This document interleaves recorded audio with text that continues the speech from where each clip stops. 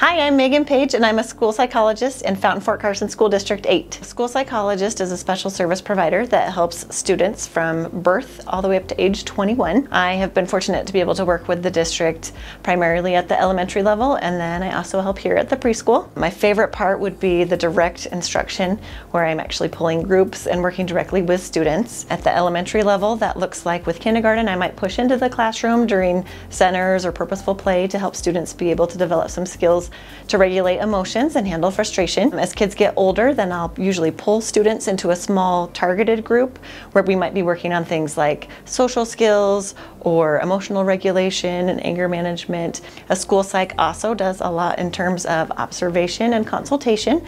So I have the ability to work with staff at the building and work on collecting data to see where students maybe need some additional support for intervention ideas. I also have the opportunity to work directly with families as part of that evaluation process and checking in with them to see kind of what their needs are for their student and what concerns they might have, as well as collaborating with any sort of outside community resources or providers, so doctors or therapists and things like that. School psychs also are a big part of systems. So for example, right now the building I'm at, which is Mesa, I am both on the PBIS team, which stands for Positive Behavior Intervention Supports, where we're really trying to develop kind of those universal behavior supports for all students within the building.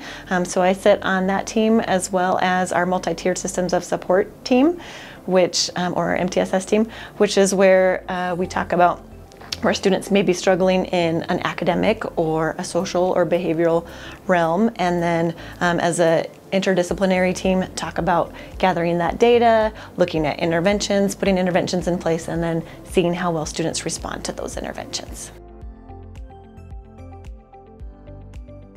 So our roles are similar in that we're both mental health providers. Right now, the building that I'm in, the school counselor does do more of kind of like whole classroom guidance, versus I am working with specific students in that, like I talked about, that small group intervention time.